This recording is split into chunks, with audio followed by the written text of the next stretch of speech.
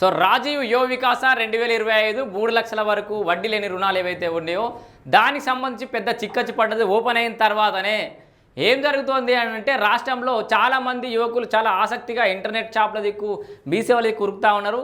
So ఎక్కడైనా అయితే ఆగం కావద్దు, గాబర్ కావద్దు.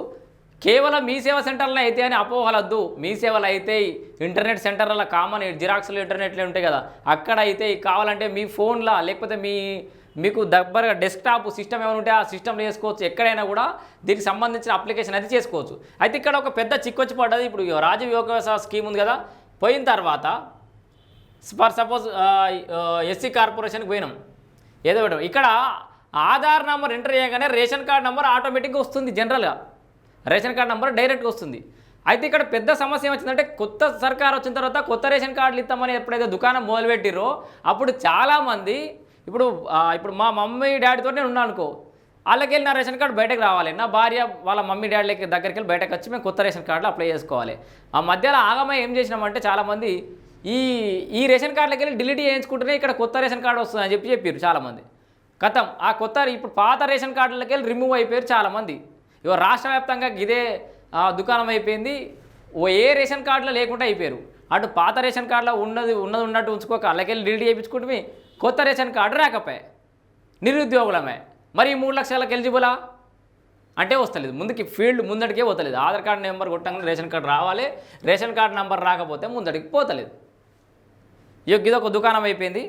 సో ఇది చాలామందికి సమస్య అవుతుందట. మరి దీనికి ప్రభుత్వం కూడా కలెక్టర్ గారు కానీ ప్రభుత్వం దృష్టికైనా పోతే ఇది ఒకసారి ఆలోచన చేయరి. ఆల్రెడీ మొన్న రీసెంట్గా రేషన్ కార్డులకి వెళ్ళి రిమూవ్ అయిన వాళ్ళు వాంటెడ్లీ వాళ్ళు రేషన్ కార్డులు ఉండదని ఎవరనుకోరు. కొత్త రేషన్ కార్డు కోసం అప్లై చేసుకున్న వాళ్ళకు కూడా ఇది ఏదో రకంగా బెనిఫిట్ చేసే విధంగా లేదా రేషన్ కార్డు నెంబర్ లేకపోయినా కూడా ఇచ్చే విధంగానైతే ఆలోచించాలి ఓన్లీ ఆధార్ కార్డు ఉంటే.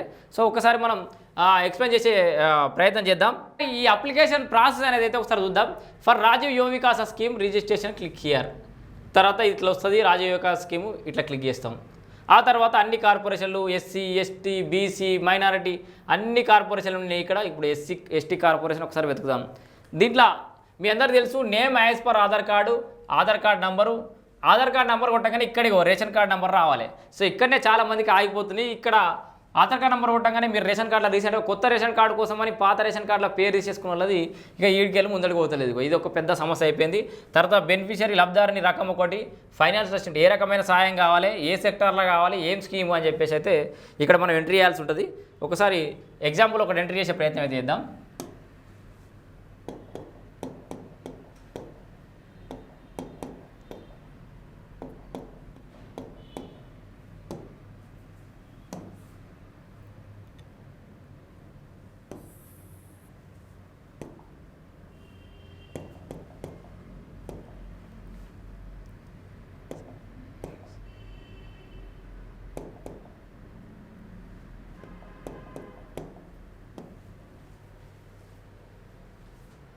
సో చూసారు కదా, your Aadhaar has been validated successfully, you can continue to registration process.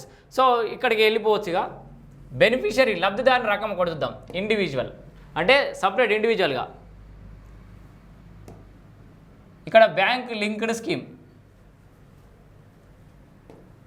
ఇక్కడ ట్రాన్స్పోర్ట్ సెక్టార్ తీసుకుందాం. 3 wheeler passenger auto, 3 wheeler auto diesel, 3 wheeler electrical ఇట్లా కొట్టినాం. మినిమం ఏదో అమౌంట్ వచ్చింది. Next go. ఇక్కడ ఓపెన్ అవుతుంది. ఇక ఇక్కడ ఉంటుంది అసలు దుకాణం అంతా. సో చూడండి, ఇక్కడ ఓపెన్ చేసిన తర్వాత లొకేషన్ డీటెయిల్స్ ఫస్ట్ పెట్టాలి. డిస్టిక్, తర్వాత మండలము, తర్వాత పంచాయతీ అంటే మీ ఏరియా, తర్వాత గ్రామము, హ్యాబిటేషన్ నివాసం అంటే మీరు ఏమైనా టెంపరీగా నివాసం ఇక్కడ ఉన్నా కూడా అది. తర్వాత సెక్టార్ డీటెయిల్స్, ఇక్కడ అసలు దుకాణం ఉంటుంది. Sector details, beneficiary type already మనం ఇందాక ఎంట్రీలో వచ్చినాయి, ఇక్కడ వచ్చేస్తాయి అన్నీ. సో ఈ నెంబర్ ఆఫ్ గ్రూప్ మెంబర్, సభ్యుల సమాఖ్య, సెక్టారు, స్కీము ఇవన్నీ వస్తాయి.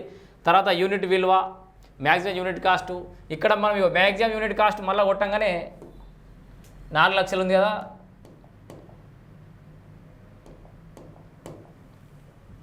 అయ్యో 4 లక్షలు యూనిట్ కాస్ట్ కొట్టంగానే సబ్సిడీ అంతా 2,40,40,000. బ్యాంక్ లోను బ్యాంకు కట్టాల్సింది ఎంత 1,60,000.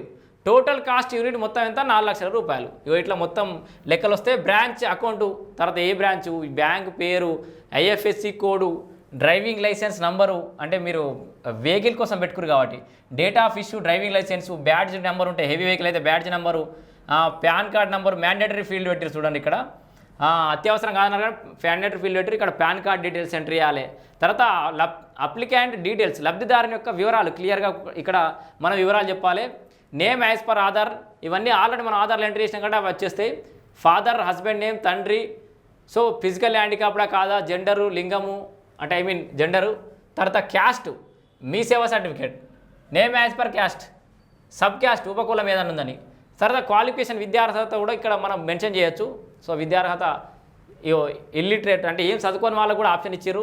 ఎస్ఎస్సి ఫెయిల్ అయినా సరే, బిలో ఎస్ఎస్సి అయినా సరే, ఇలా చాలామంది డిగ్రీ అని చెప్పేసి కన్ఫ్యూజ్ అవుతారు. అట్లా లేదు, ఏం చదువుకోకున్నా సరే, ఎస్ఎస్సి ఫెయిల్ అయినా సరే, ఎస్ఎస్సి కంటే తక్కువ చదువుకున్నా సరే, ఎస్ఎస్సి పాస్ అయినా సరే, technical ITI, polytechnic, intermediate fail, intermediate pass, degree fail, degree pass, PG, 8th pass, ఇట్లా ఏదైనా సరే.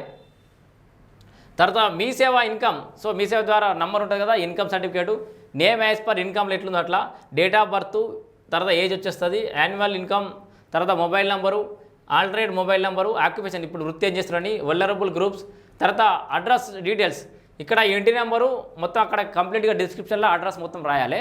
ఇక ఆ తర్వాత ఇక్కడ బెనిఫిషియరీ, మీరు ఎవరైతే అప్లై చేసిరో వాళ్ళ ఫోటో, తర్వాత పాన్ కార్డు, తర్వాత డ్రైవింగ్ లైసెన్సు, తర్వాత డ్రైవింగ్ లైసెన్స్ కాపీ. ఎందుకంటే ఇది మోటార్ వెహికల్ కోసం పెట్టినాం కాబట్టి ఈ డీటెయిల్స్ అడుగుతుంది. అర్థమైంది కదా.